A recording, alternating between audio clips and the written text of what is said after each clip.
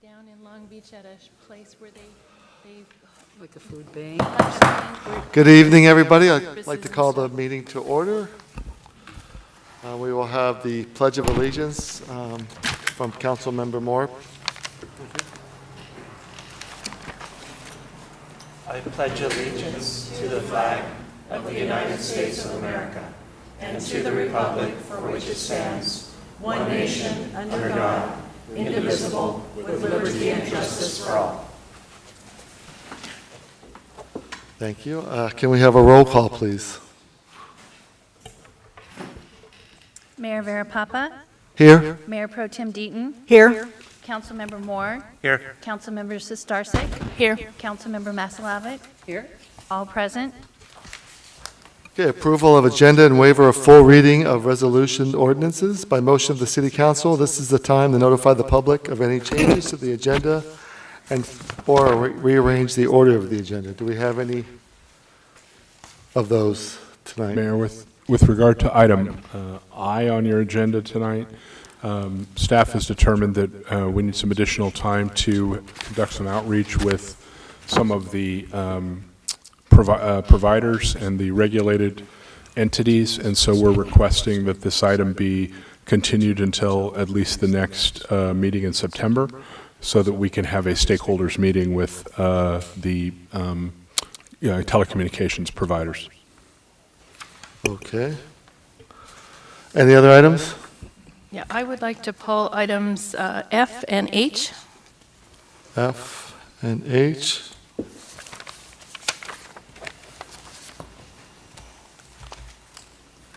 Anyone else? Mayor Verapapa, if I may read into the record that the city clerk's office received and distributed various communications regarding several items.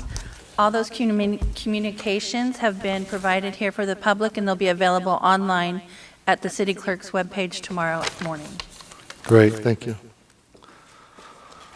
Okay, so we'll move on to presentations and recognitions. The first one is the peer update. Do you have a staff report on that? And I believe there's a PowerPoint in your package. Everybody? Mr. Moore? Thank you, Mayor, members of the City Council. David Spitz here. I'm just going to give another quick update on the Pier Improvements Project and where we sit as of today. Just a couple of key items that have taken place recently. We were at the City Council meeting on June 25th, 2018. We awarded the construction contract to John S. Meek Company. We've been working closely with them to provide all the necessary contract documents, all the submittals, and get that project ready to go in time. We've started some of the public outreach. We attended National Night Out up at the Target Center on August 7th. Plans to provide more outreach at the Leisure World Expo at September 15th. As just mentioned, we still plan on starting construction in September 2018 after Labor Day. That has not changed. In fact, looking at the schedule, I know I've provided this similar schedule time and time again, but we always kind of move this red bar signifying today. And as you can see, construction is imminent. We shall be starting it next month. That is the plan, and that has not changed, and we still plan on hitting that target date. Just for everybody's information, whenever you have a question about the project or need some extra clarification, you want to know of some upcoming events, we just recently launched our website, the Seal Beach Pier website. We've also launched a Instagram account, Seal Beach Pier. Apparently that was still available, so we took it. And for starters, if you want to find information about the Pier Improvements Project, on our city website, there's a banner right at the top called Seal Beach Pier Update, and you click on that, and it'll bring you, and it'll be linked right to the Seal Beach Pier website, which pretty much looks like this. So there, I know it's hard to see. We wanted to get the whole website on the screen. There's tabs at the top. You can go to pictures, frequently asked questions. We're going to keep updates on the schedule. Good information like that, and it'll show other links to like the Instagram account at the bottom and informational phone numbers you can call if anybody wants information about the progress, the schedule, or what's been happening or what they're seeing out there that day. This is the newly launched Instagram page. We'll also keep kind of like a running diary of the project. So as certain events take place, we'll take a lot of pictures and add them so anybody can see what's going on as this project is unfolding. Just a couple of quick things to go over as we're getting ready to begin this project. Working hours for the project hasn't changed. It's still from 7:30 a.m. to 4:30 p.m. Monday through Friday. If there is a need for night or weekend, it has to be approved in advance. And the only time that anything should happen at night is if it's an event that requires a full width closure of the pier. Otherwise, work is going to take place during the daytime. The hours of operation for the pier won't change. The pier is to be open during the construction project. Again, if we need to close the full width of the pier for any reason, we'll plan to have that work done at night.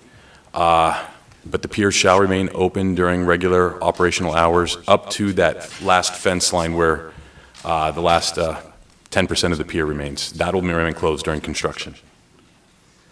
And one more thing to bring up. When we do start construction, the contractor and all the subcontractors, they're going to have a lot of equipment, a lot of materials to use, both wood, piping, mechanical, electrical equipment. They're going to need a pretty good sizable laydown area to put all their equipment and all their staging. And typically when we work on the pier, the contractor uses part of the 10th Street parking lot to stage their equipment and materials. We'll be planning for that to happen again. Given how big this project is, the contractor will need a pretty sizable portion of that parking lot. So we're working with everybody to keep that as tight as possible, but just for informational purposes, between the contractor's use and a lot of the permitted passes, most of that parking lot will be taken during the duration of this project. It'll still be open for beach use, but a good portion of that parking lot will be utilized for both the construction and for permitted passes. Couple things I wanted to bring up that I didn't quite put on the slide. Sorry to add a couple more. There was a recent event, I don't want to call it an event, but recently on Friday, one of the fender piles off the boat ramp was broken and became dislodged, and it ended up washing on shore.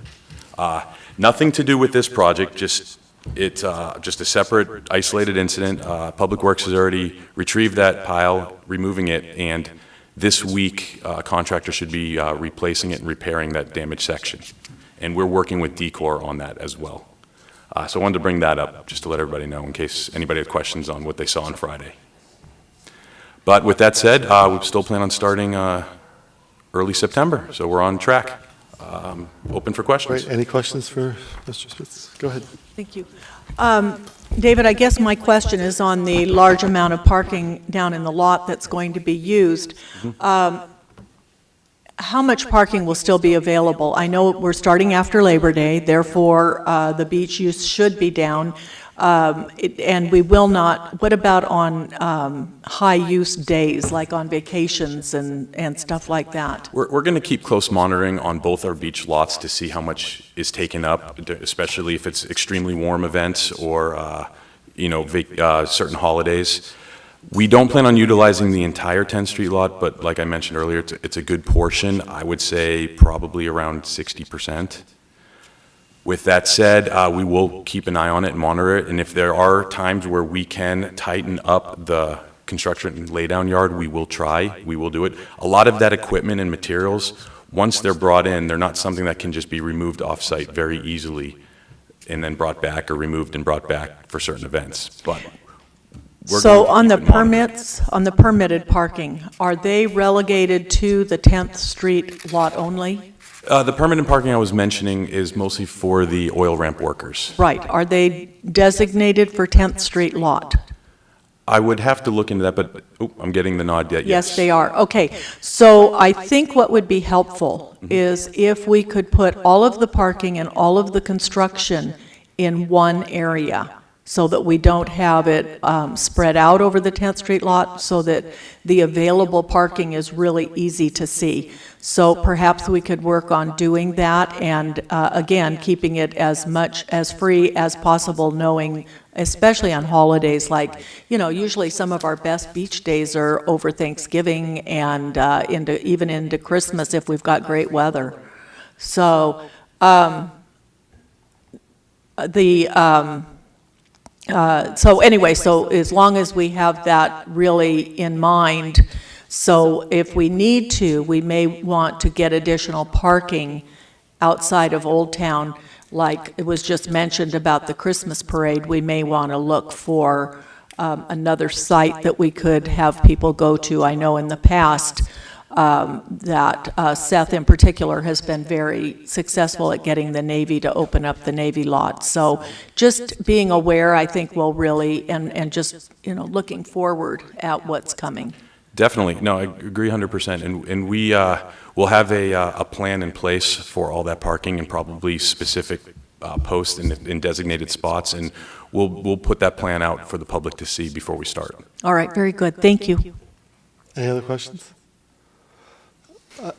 The material that you're using for the end of the pier, will it be brought down the pier when you place it, or how's that transported out there, like the big timbers and decking and stuff? It's just, they just haul it down there on a truck or something, or? That's exactly what they'll do. Yep. They'll have trucks that can ride on that, fully burdened trucks that can ride on the pier and still be acceptable for the structural loading of the pier. Okay. Can you remind everyone the email or the website again? Sure. I emailed that out to a number of residents, and I got a lot of good feedback. I really appreciate the information Oh, great. that was on that, and answers a lot of questions that they ask me every week when I'm on the beach. So Perfect. And we'll be updating it constantly throughout the project. It's the website is www.sealbeachpier.org, and the Instagram page is just Seal Beach Pier. all right, great. And what's the telephone number again? The telephone number, which I probably can't read, definitely not. It's at the top. Oh, you know what? Actually, hold on. It was on, there it is, 562. Yeah, I refuse to wear glasses, even though I need them. The telephone number is 562-294-0099. Thank you. Thank you. Oh, it's in there. Thank you. Thank you, guys. Okay, we have another presentation, Southern Cal Gas Public Affairs Manager Introduction.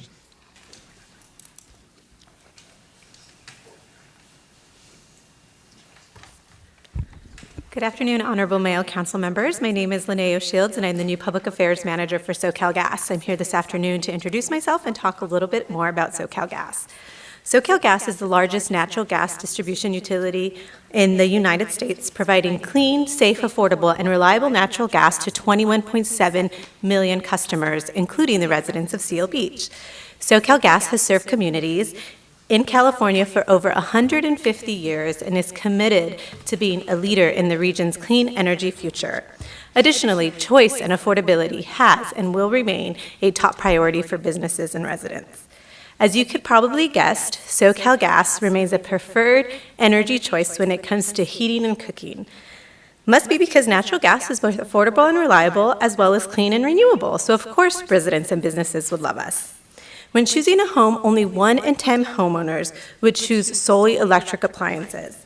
Furthermore, 2/3 oppose eliminating the use of natural gas and agree that natural gas should be an energy choice to keep utility bills affordable. Even though we've been providing our communities with safe and reliable service for over 150 years, SoCalGas recognizes and aims to accelerate the use of renewable natural gas. Renewable natural gas is a really neat technology. It's a carbon-negative fuel created by capturing and conditioning gas emissions from farms, dairy farms, landfills, wastewater treatment plants. Essentially, we capture the methane that would be released into the atmosphere, we condition it, and we put it right back into our pipeline, further affirming our commitment to providing clean, safe, and reliable natural gas to the communities we serve. Did you know that 60% of electricity is helped produced by natural gas? During these hot summer days, we encourage our residents to be energy conscious, whether it's shutting down the lights or turning on that fan when appropriate. Finally, we encourage residents in our communities to practice safety measures in and around natural gas. If you have any questions about your gas service, please call 800-427-2200. Finally, I have some short videos to share with council, city staff, and the residents of Seal Beach. The first is on renewable natural gas.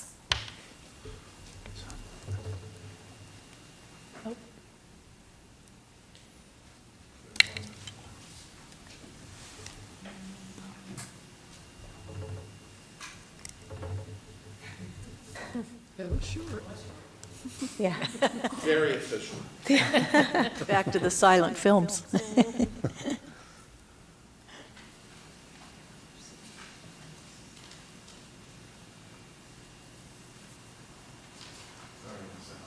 It's okay. So this talks a little bit renewable natural gas, how we're changing the, waste into this digestive system, how cows can be part of the solution. I had one more. I don't know if the sound is going to work on that one, but this just talks a little bit more about what to do if you smell natural gas in your home.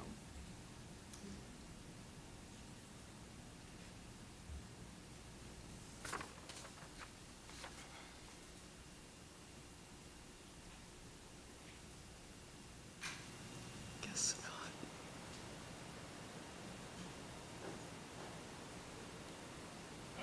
And so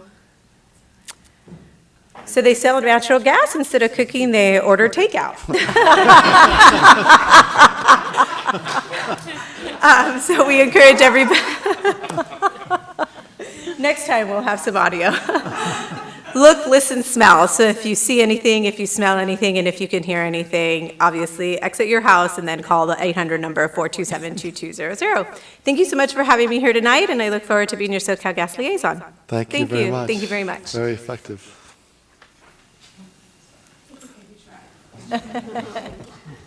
Okay, we'll move to oral communications. At this time, members of the public may address the council regarding any items within the subject matter jurisdiction of the City Council. Pursuant to the Brown Act, the council cannot discuss or take action on any items not on the agenda unless authorized by law. Matters not on the agenda may, at the council's discretion, be referred to the city manager and placed on a future agenda. Those members of the public wishing to speak are asked to come forward to the microphone and state their name for the record.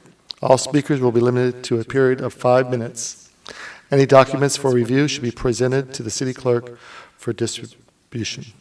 Do we have any speakers tonight?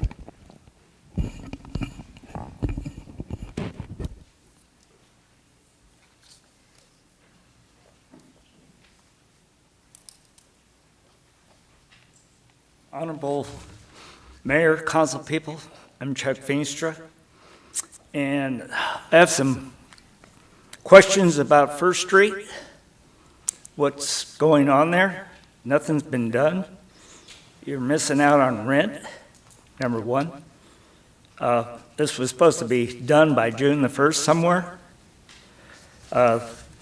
Consisted of new roofing,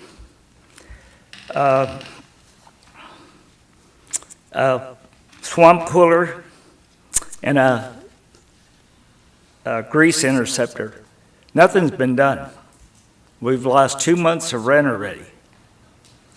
I put a call into the Public Works Director last Monday, never got a return. I called the Assistant City Manager, and I got a call at about 5 o'clock tonight. And I'd just like to know why we're not collecting rent on that property. Rivers End?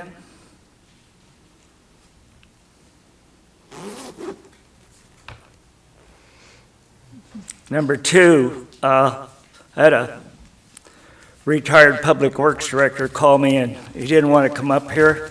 He wanted to know about the stainless steel on the pier for the guardrail. He wanted to replace the wood on top so the fishermen can't cut it up with their knife. Stainless steel is going to rust out there.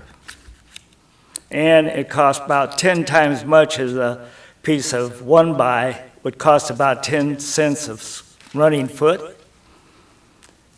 You never want stainless steel out there. We've had anodized guardrails out there, and they somehow get knocked over. I don't know what. It hasn't really been explained what the stainless steel is for. Thank you. Thank you.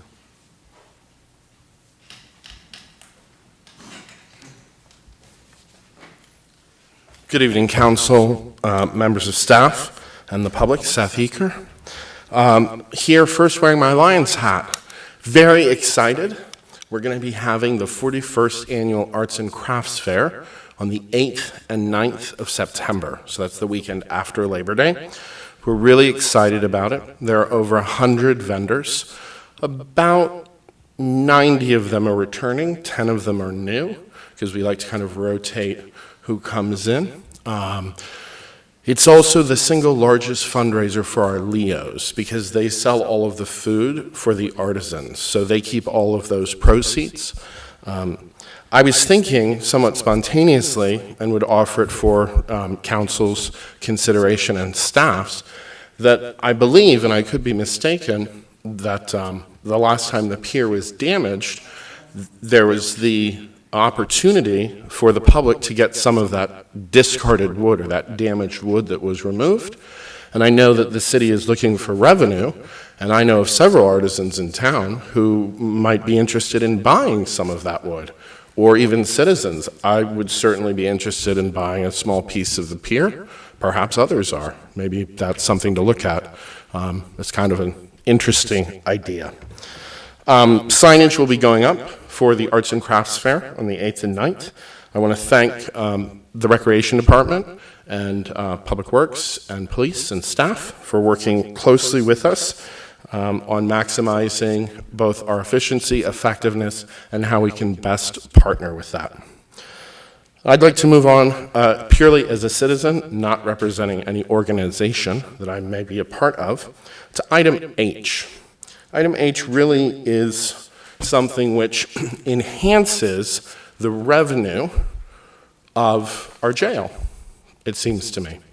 We get a 20% cut of providing a valuable communication service to these prisoners. I really reviewed the contract. I saw no downside to this. And I think it's great that we're finding new ways to capture revenue out of our jail. So congratulations to our police department, our finance department, and whoever else was involved in doing that. I think that's an awesome way to collect further revenue and really incur little to no cost. I also wanted to address the city attorney. Thank you for pulling item I. After having read the communication pertaining to that from Verizon, also as a business advocate and as someone who is generally concerned whenever we take urgency ordinances forward, and I've spoken in opposition of urgency ordinances before, it did seem like it was a very complex issue moving very quickly, and though I'm not fully up to speed to it, it did seem that maybe there was some further fine-tuning which could be done. So I'm glad that that thoughtful consideration will be given.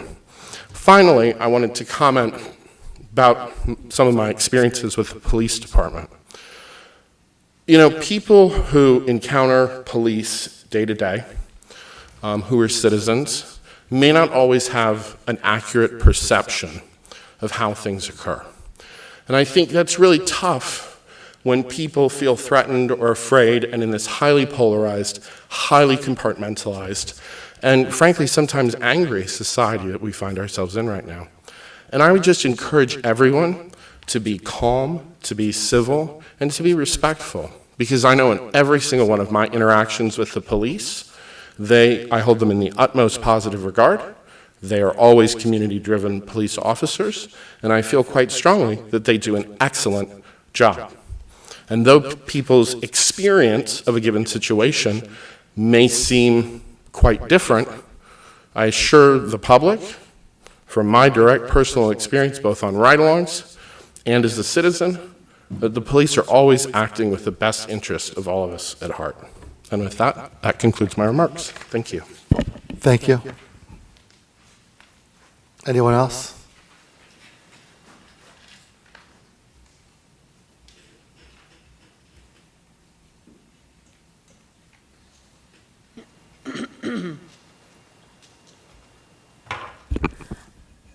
Joyce Ross Parquet, Old Town Seal Beach.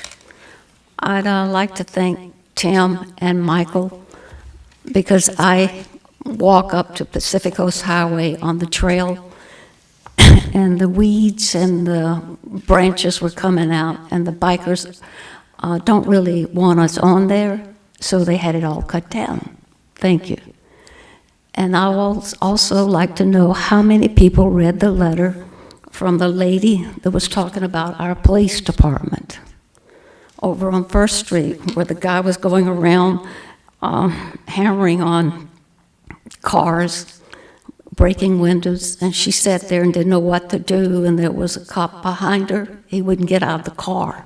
He wouldn't get out of the car. A tourist had to tackle the guy, and then he got out of the car. So, got those things off my shoulder. The gadfly is here.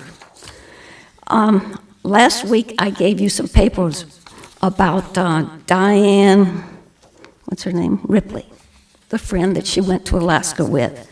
She wrote a whole big article in Facebook, I don't know if you read it, about how crazy and stupid we were that we didn't take her brothers, sign the contract, because if we took the contract, do something, the city council, in allowing companies to continue to not pay their taxes, hire any contractor, give them 90 days, no more delays, no more political shenanigans, no cuts in city services, quality of life and safety, and no new taxes. Now, how did she know that? How did she know that if you gave him the contract, you'd have no new taxes? She must have spoken to her friend. And you, Ellery, how did she know? And you voted to put it on the agenda. The taxes. You got to get with the program. I gave you a lot of paperwork to look at. And one of them was about Chief Joe. Where is he?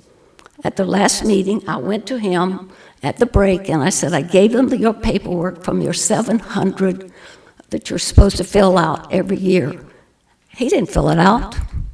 Why didn't he fill it out?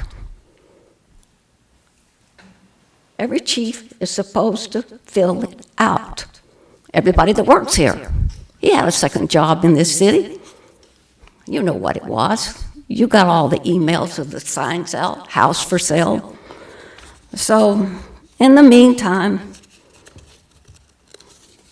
now we got to have a big lawsuit against our hands, correct?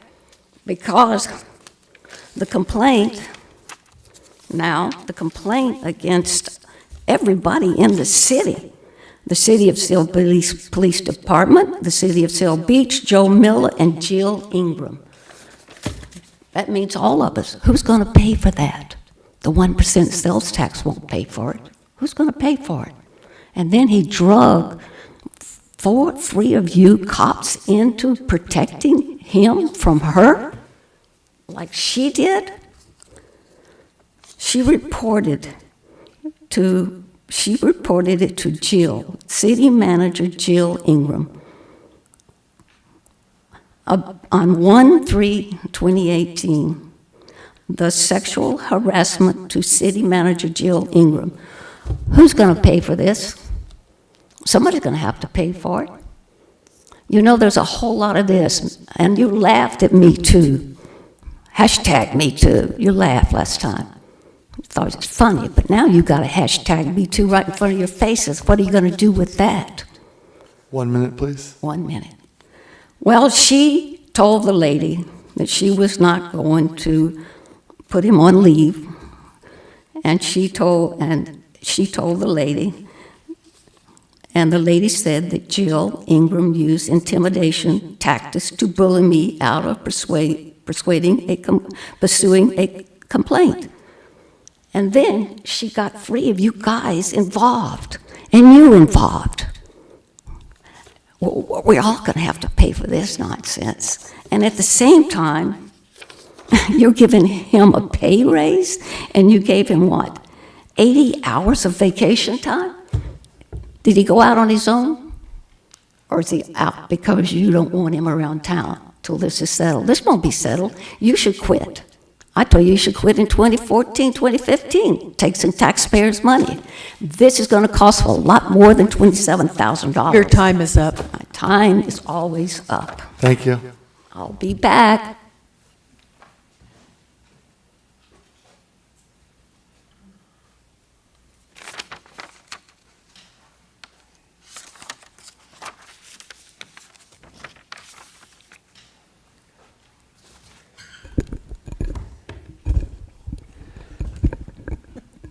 Good evening, Robert Goldberg, Seal Beach.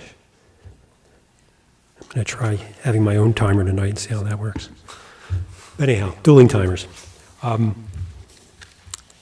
At the last council meeting, I mentioned that I was working on my own financial model, trying to put together some spreadsheets. This was in relationship to the financial model, predictive model, whatever, that was presented by our consultant in the context of your discussions regarding the sales tax.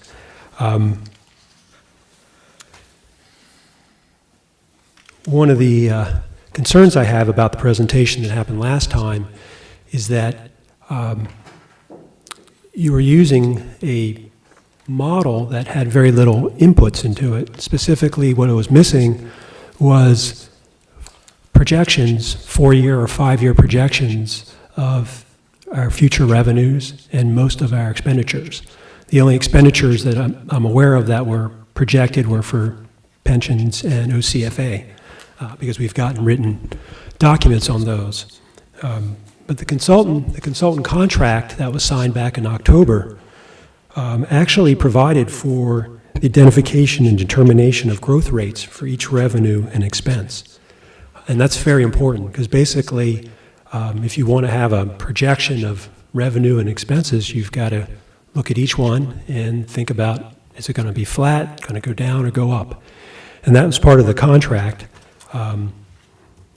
We're paying this consultant a lot of money per hour. It's not by job, it's per hour. So my question is whether those predictions, those forecasts for each revenue and each expense have actually been done by the consultant. They've had 8 months. It should be available. The exercise, as I said, the exercise you went through last council meeting, you basically had no projections of increased revenue and a couple projections of increased expenditures, and even with the sales tax of $5 million, it still looked like the world was going to end. And that's because you basically, it's like, you have a car with no gas. So I'd really like to see, publicly see the consultant's forecasts for revenues and expenditures for each one as is provided for in the contract. Now, as I mentioned in the beginning, I am taking my own, making my own effort on this, and I did have to take it up a notch after seeing what our consultant was doing, so I'm trying to take it up a notch. And what I've provided with you tonight is actually a draft of my predictions for each revenue source, each major revenue source, and each major expenditure. So I handed that out to you. I'm not going to go over it with you. I hope that staff, ideally staff could give me feedback on this. Maybe they agree, maybe they don't agree. Of course, the consultant is the one that should be doing this. Because my goal is to actually make my model, my Excel spreadsheet model, available to the public, so the public can play with it themselves, so they can, on their own, see whether the 1% sales tax is necessary or not necessary. I'm actually doing this for my own benefit, but it'll be hopefully for the public benefit as well. I've sent this to a half dozen people who I know are interested. I hope they give me feedback as well. So that's my request, is that the council direct staff to get the consultant to essentially do what I've done here and make it public. I appreciate that. Thank you. Great. Thank you. Any other comments from the public?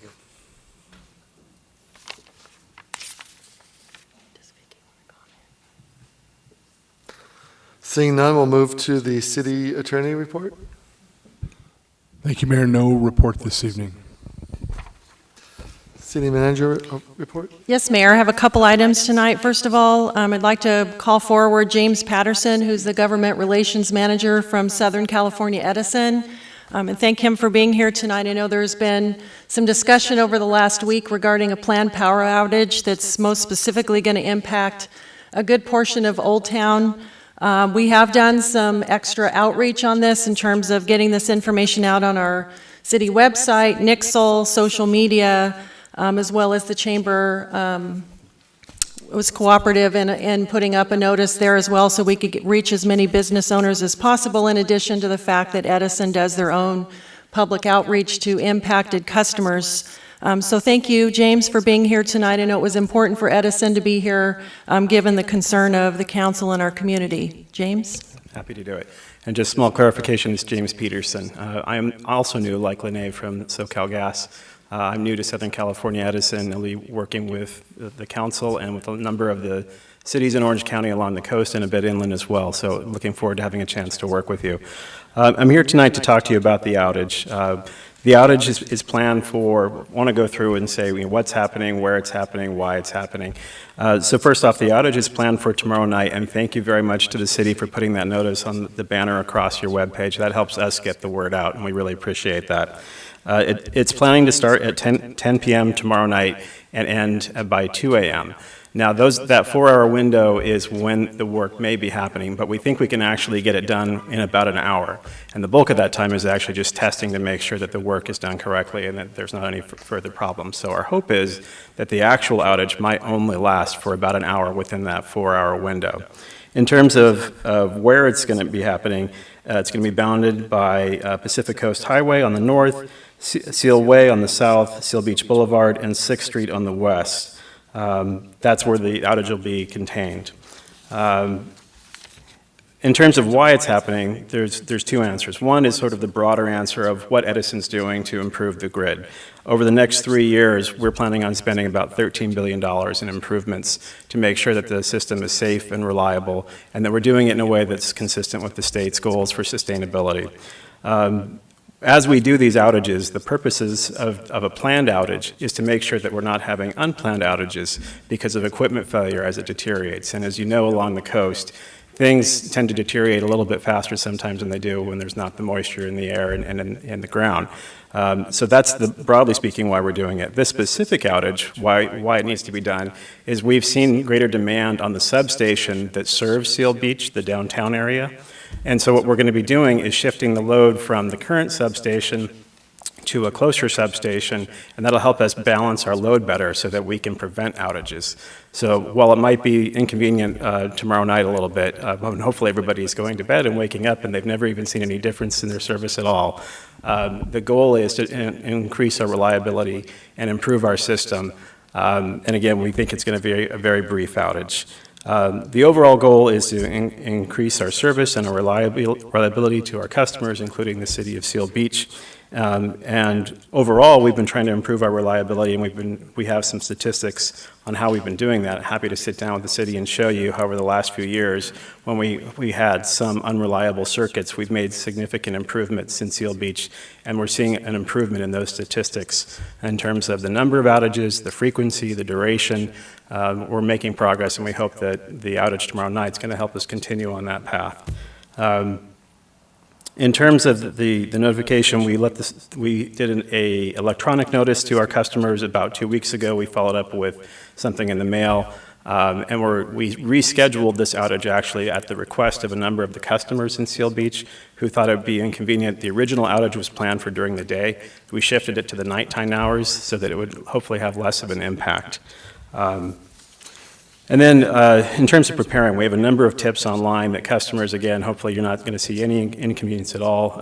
You're going to go to bed and wake up and never see any change. But there's a number of tips on our website, and we encourage people to go on the website and see those tips, as well as if they have questions about the outage, we have an outage page. And if you go to SCE.com/outage, you can get more information about what's happening. Additionally, there's an 800 number, 800-611-1911. You can get information as well there.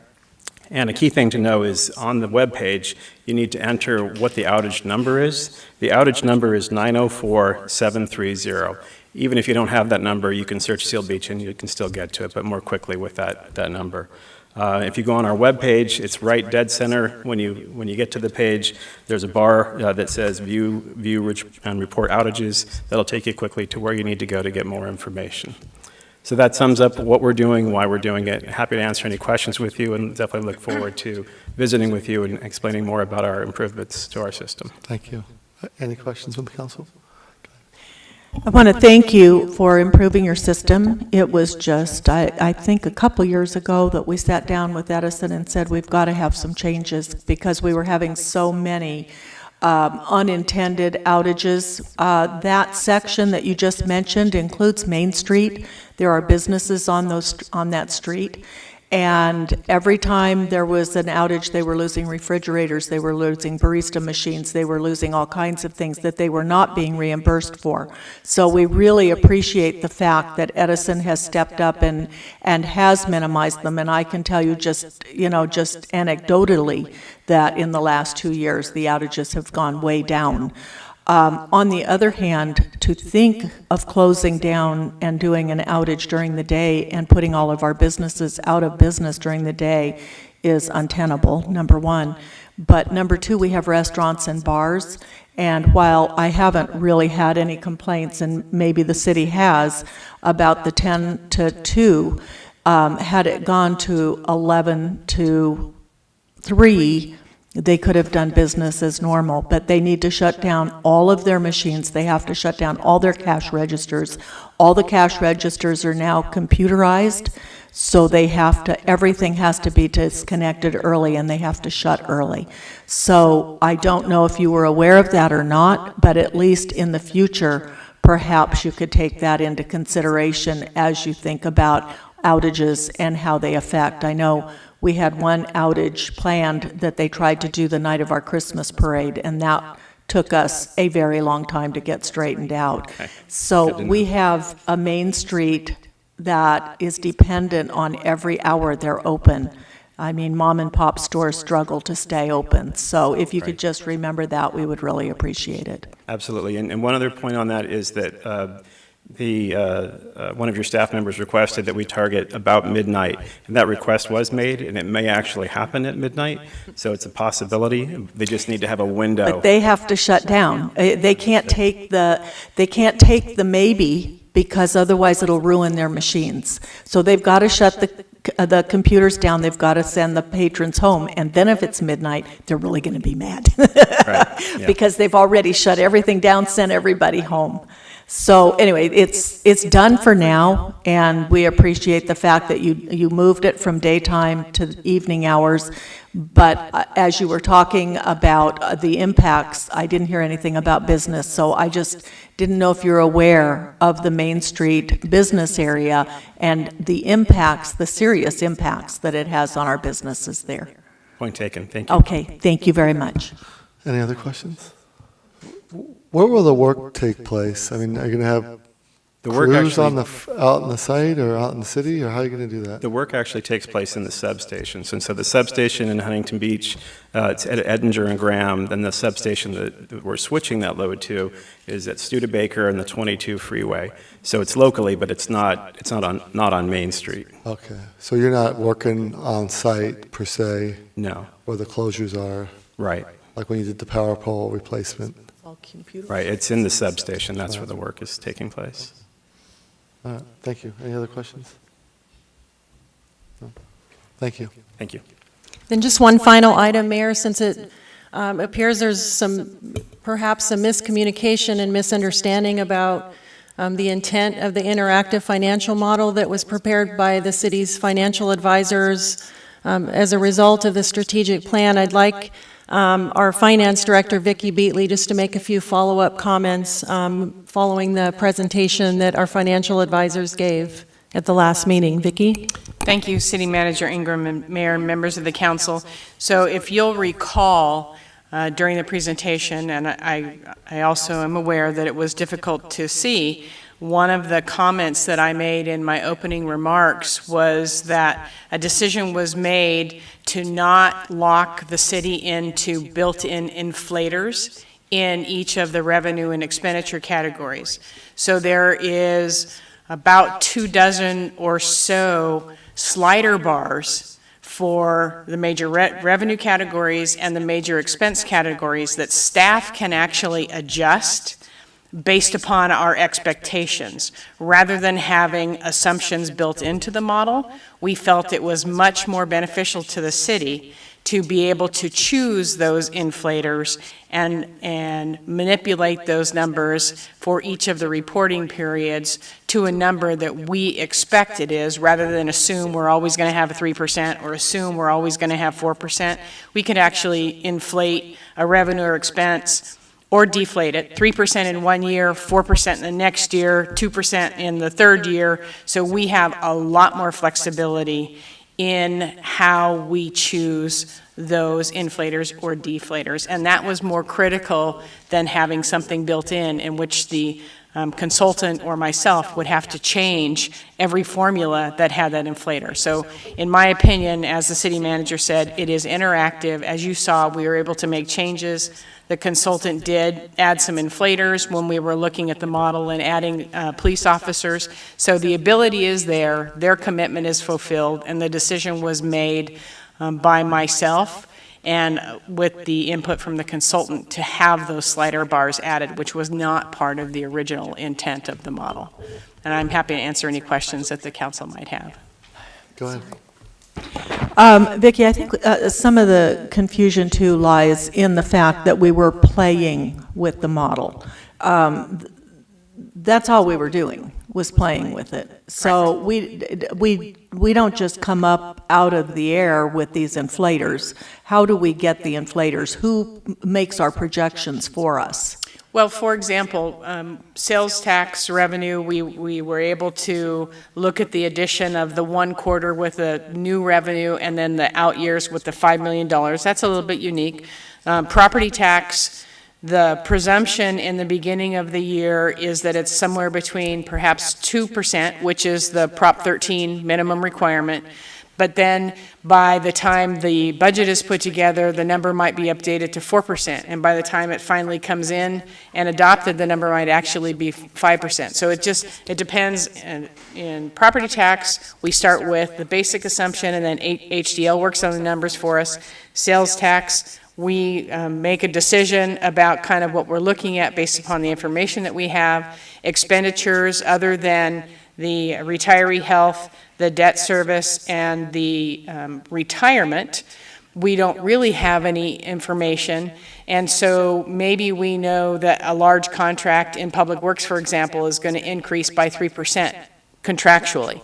So we would be able to make an adjustment in 3%. So we have lots of information that we look at when we want to build those assumptions in, which is why we appreciate having the flexibility. Because, in fact, maybe the change is going to be 0. And if we had assumed 3%, then we'd be misrepresenting what the future looked like for the city. And didn't you tell me that HDL is the person that we contract with? Because I know there was the discrepancy between what you originally thought the money would be compared to what we got from HDL. And HDL will only go out, what did you tell me, 3 years? 3 years. Mm-hmm. Because going out 5 years is too uncertain. But you're not just pulling these numbers out of a hat. They're coming from HDL, who is the consultant that's their business, is forecasting. I think there's also some other misunderstandings that I'm hearing in the community, like why didn't we know in advance what CalPERS was going to do? And I think the thing that has come to me is because CalPERS is a board, it's very much like this board. And when it comes time for that board to act, it's just like this board. Nobody knows how the various board members are going to vote until they vote. So in order to get that input and all of the changes that happened last year from CalPERS, you would need more than HDL. You'd need a crystal ball. So. Right. So, and HDL is on the revenue side, and the financial advisor actually took to your point, the CalPERS projections now. The actuarial valuations now include 5-year projections, and so that they were able to take those numbers and build them into the expenditure side of the plan. But going back to maybe we know CPI is going to be 3%, and so we're just going to assume a 3% CPI in all of the major expense categories. Maybe there's going to be something that's now prevailing wage. So again, just having this flexibility is more critical so that we can play with the numbers and we can save scenarios. And the beautiful thing is that it's an Excel model, and so now that we have all of the basic starting points, we can save what a 5% looks like, what a 4% looks like, what a 3% looks like, and pull them all up next to each other. So there is. Yeah, like a static model wouldn't have done us any good. Right. It would have been somebody's projection at a point in time. Correct. And if it's not interactive, there's no way to make the model work as we go along. So thank you very much. Thank you. Isn't technology wonderful? Any other comments, questions? Yeah, I've been talking with Vicki and Jill, and I think they've agreed to put a written executive, or work with the consultant to do a written executive summary that the public can look at, and identifying the major revenue sources and expenses. So I think that would help clarify things a little bit for the public to see, because it was difficult to see the model at the previous meeting. So, thanks. I agree. I was asked, I think this model will be helpful for us at budget time to, look forward what will happen, but I think what I was asking for in regard to looking at a sales tax increase is, okay, well, what is our picture looking at? And I think that when we were looking at that, we had started off with 0 changes. And so Mayor Pro Tem Deaton suggested maybe a 3%, something that's a little bit more realistic, maybe is more helpful than just saying, well, we have 0. So I don't think it's so much the model or whether it's static, whatever. It's just that we're using our best information when we're trying to make a projection, and we need to have projections. So thank you. Thank you. That's all I have. Okay, great. We'll go to council comments. We'll start on my right. Well, it's been summer quiet. There are a couple of issues, though, and one of them was the buses in Leisure World, where they were going and when they were going to go. We managed to encourage the staff at Leisure World to look at subsidizing the bus to Main Street. So there may not be any changes after all in December, and the people who depend on those buses in Leisure World are very grateful for that. Now, it's not a done deal, but it's on its way, and we're hoping that it works. There's a lot of interest in the pier. Many people come down to the pier. If they have a car or they take the bus, they go on the pier and they sit there and sunset or buy a sandwich and have lunch on one of the benches. It seems to be a very popular hangout for us. And I'm really gratified to hear that. I'm pretty visible in Leisure World, and I have many people asking me many questions, different questions, about a lot of things. But at this point, it was the buses and the concern for the buses and the pier construction. They wanted to know if they could go to the pier while it's under construction, and will the bus take them to the pier? And I just non-committedly told them that there is an effort to make that happen. So it's been an interesting couple of weeks, and that's about all I have. Thank you. Councilmember Sarsik. While we're talking about buses, I just wanted to remind the audience that there are still 2 more open houses for the senior transportation to discuss the changes. There'll be one tomorrow between 11 a.m. and 3 p.m. at Fire Station number 48, and another on Thursday the 16th at the Marina Center from 11 a.m. to 3 p.m. So the one I went to, we had city staff, somebody there had been there from Abrazar to explain how what the changes are and how to get signed up for the new system. I attended the National Night Out, another warm night, but that was good.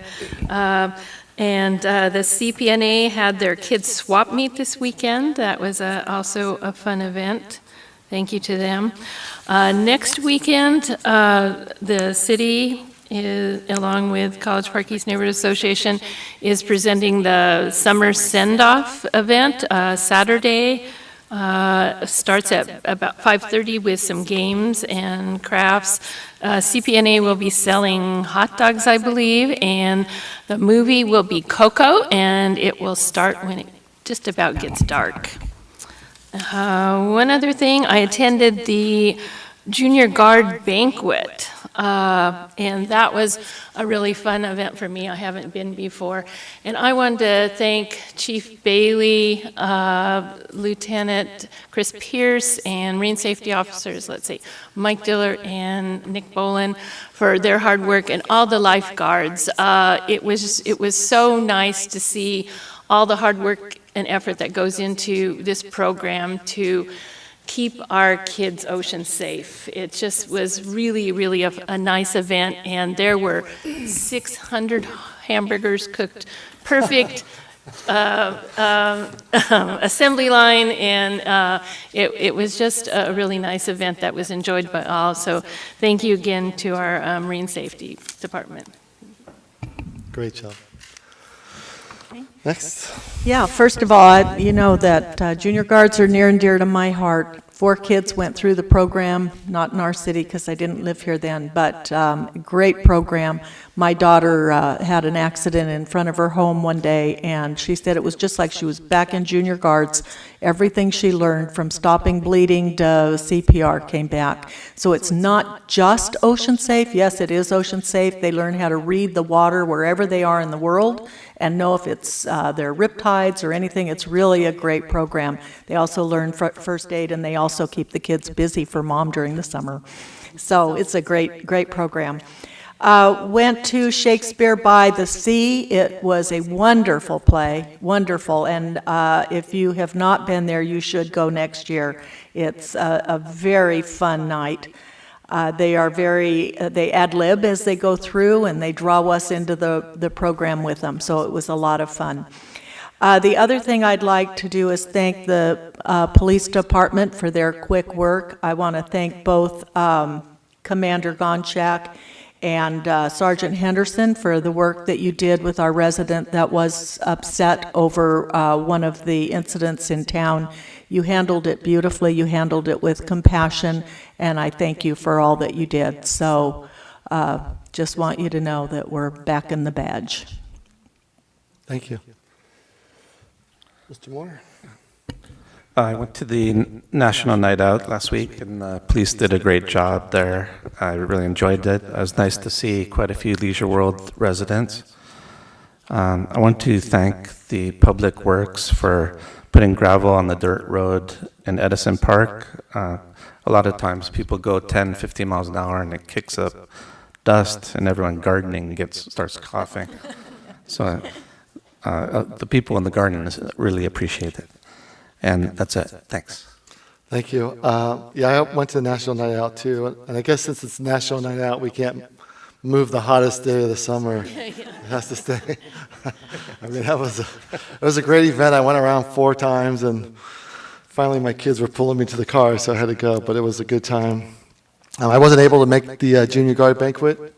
Heard it was a good time. I was out of town. My daughter is in Junior Guards, got a lot out of it.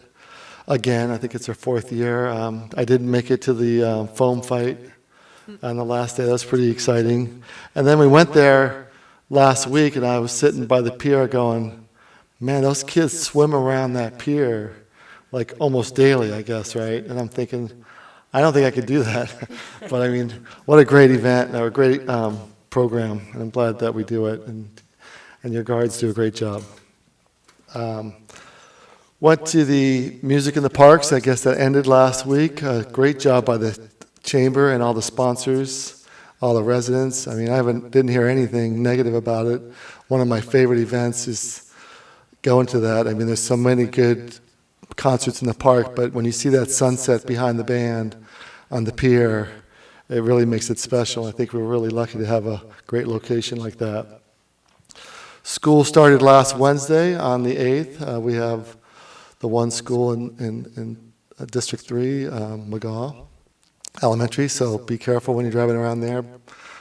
Around 7 to 5, a lot of kids walking to school, biking to school, parking, and so on and so forth.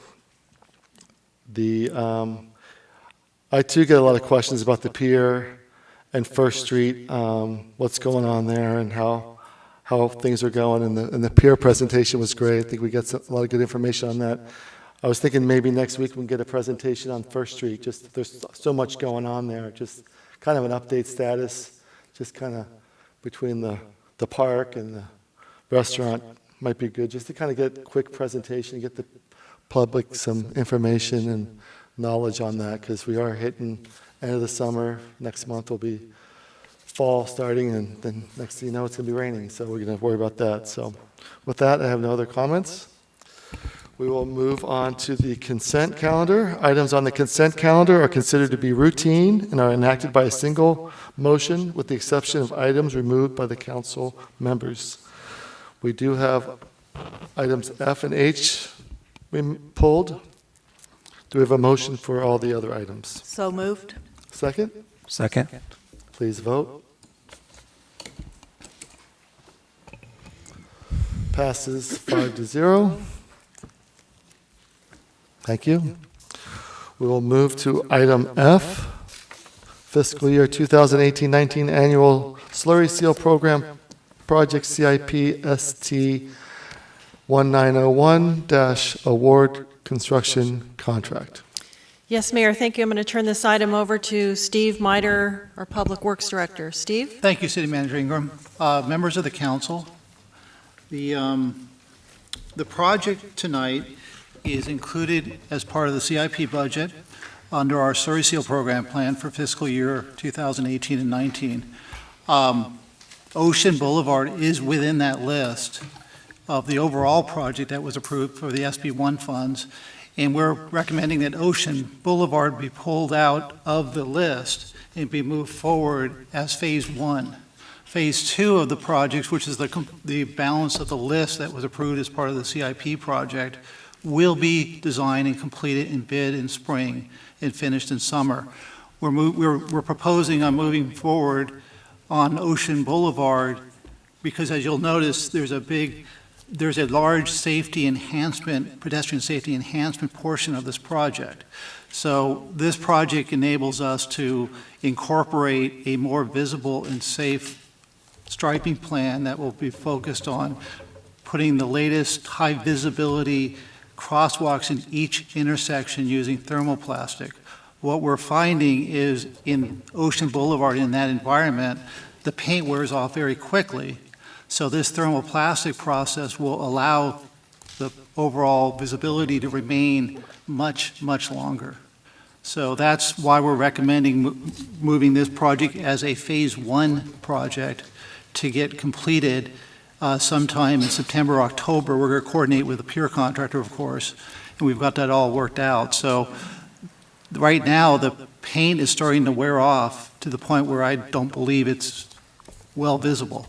And it's very costly to do that paint and it might last another year and a half. So we thought it'd be more cost effective to move forward with this project now and finish the remaining balance of the slurry seal program under this year, again, toward the end of the year, as we typically do.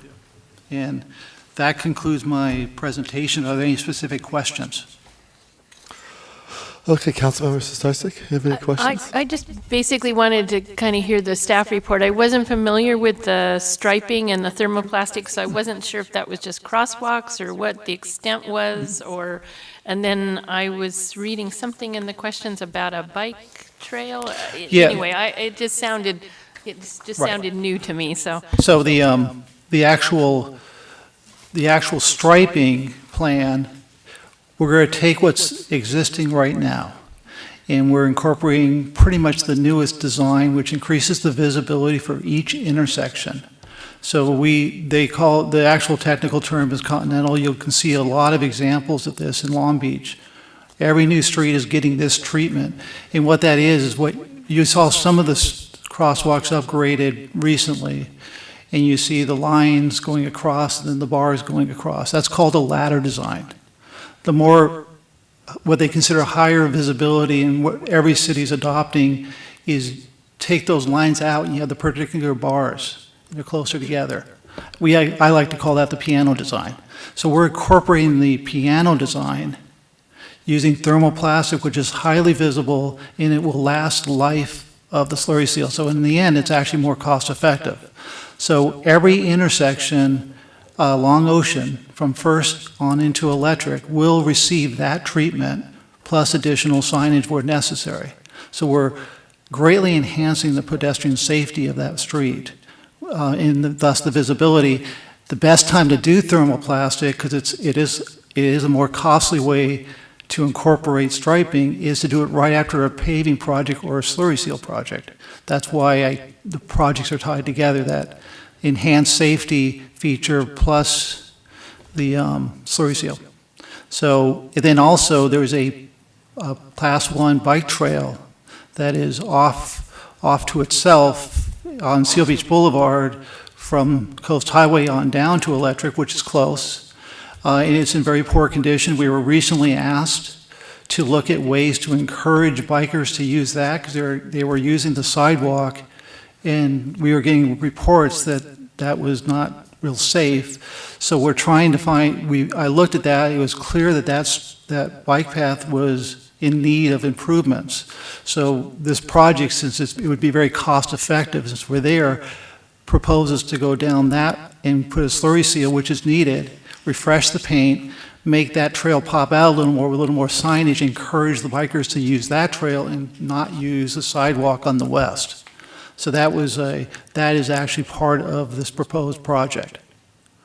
So that provide The details. other question is that the rest of the project will get done The rest next of the summer, and there is funding for that. Yes, there is sufficient funding in SB1 to finish the remaining projects scheduled as part of the FY 2018 and 19 slurry seal program.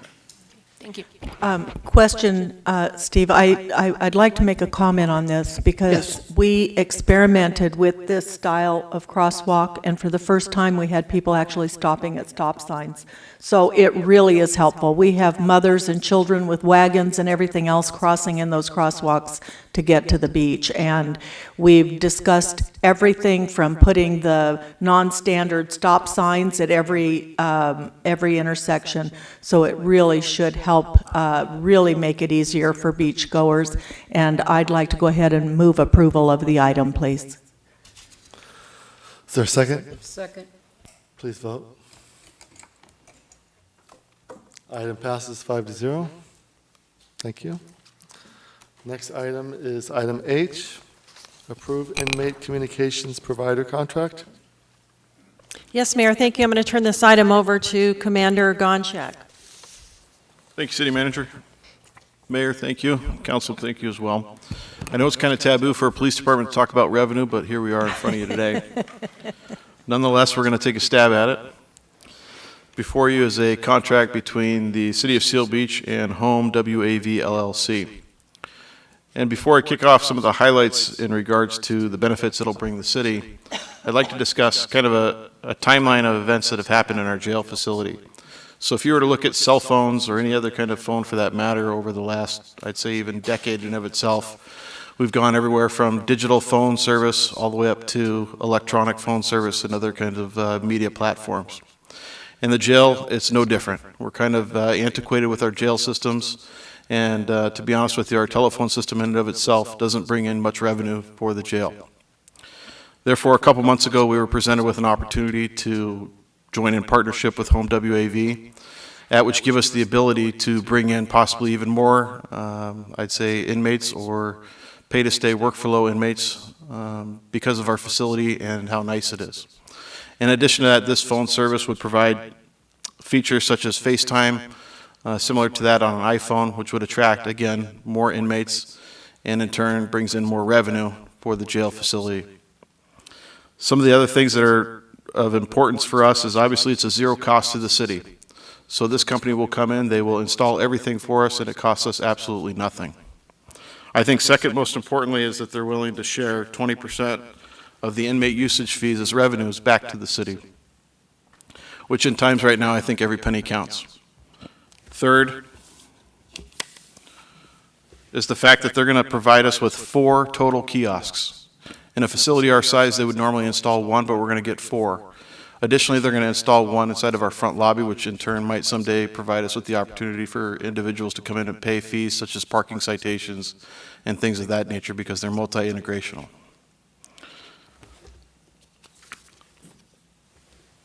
I think lastly, as a police department, again, we're not thriving on revenue, but what we are thriving on is our jail facility costs money. And for us to run that jail effectively and to try and offset our costs, it's our responsibility to provide a due diligence to offset that cost, and this is one of them. So with that, I have brought my entourage of expertise with the Detention Center Sergeant Dave Barr, and if you have any questions, I'd be happy to answer them for you. Any questions? Yeah, I don't really have a problem with this. I'm supportive. What I wanted to know was just sort of like a picture of what it would be like. You know, I mean, I can imagine someone sitting there with a telephone, but what a kiosk, what they're going to be doing or what they can be doing, and I didn't realize there were 4, so it was more just kind of draw us a picture of what kind of attractions you're going to have for our jail. Yeah, no problem. Once they're installed, I'd be happy to give you a tour or show any of you what it looks like and what opportunities we're able to provide our future inmates, hopefully. Okay, thank you. You're very welcome. Thank you. Any other questions? Move to approve. Second. Please vote. Item passes 5-0. I think that concludes all the items. The last new business was pulled. We won't have that one till next month, I believe. So there is no other business. We will adjourn the City Council meeting to Monday, September 10th, 2018 at 5:30 p.m. to meet in closed session if deemed necessary. Thank you, everybody.